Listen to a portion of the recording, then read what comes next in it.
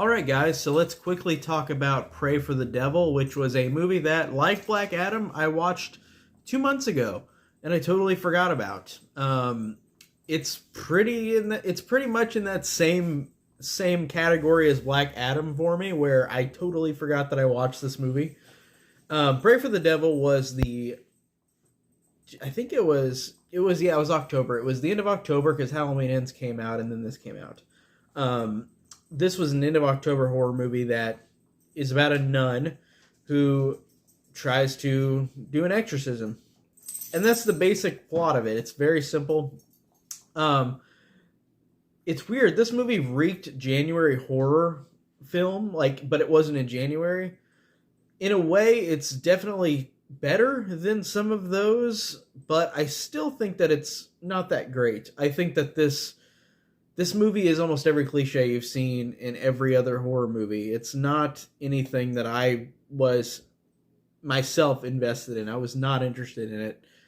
I thought that the acting is fine, but there is nothing for these characters to chew on, or these actors to chew on. There was nothing that really made it that interesting, besides the fact that this movie has a twist halfway through, which I liked and kind of appreciated. Even though whenever it happened, I was like, this is really obvious. This is, I can't believe I didn't notice this obvious twist. It was laid out there for me. I could have noticed that, obviously, before I should have. But I really thought that was good about it. That was one positive. I thought even though this movie was very CG heavy and not practical, I thought that what they did with some of the, contorted, people that are possessed, was kind of cool. They go running up the walls. And I don't know if I've really seen that before in an exorcism movie.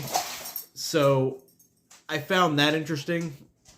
I did think overall that it just suffers from being really generic and bland. It's not interesting really at all. You've also got Virginia Madsen in this movie for some reason, and it's like she was interspersed in this movie. She is put in this movie like an afterthought, and it's really strange to see that. It's definitely edited like that. It feels like a January horror movie with that instance as well.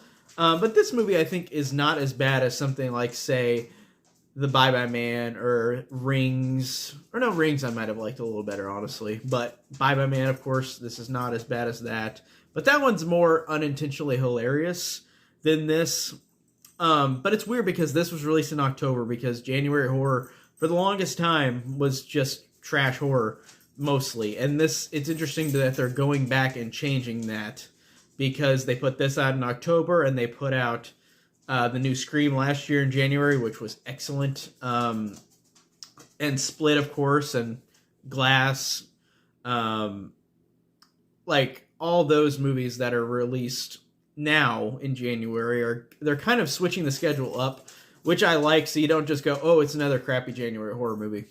And also, The Turning is another one. That one was terrible. That one came out in 2019, I think. That one was awful. Or 2020, whatever. That one I remember being horrible. I didn't have that much fun with that one either, but this one, like I said, it's basically every exorcism movie you've seen. The third act is in darkness, and I can't tell what was even going on.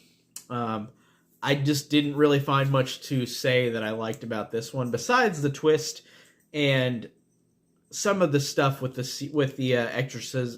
possessed characters. That's kind of cool, but it's all CG heavy. But that's not like a make or break deal for me. That's totally fine. But yeah, pretty generic overall, not anything great. A couple little positives, but it's not anything good. So, yeah, pretty much all I can say about Pray for the Devil. Pretty generic title, too, honestly. But that's it for today. I'll see you guys in the next video. Take care.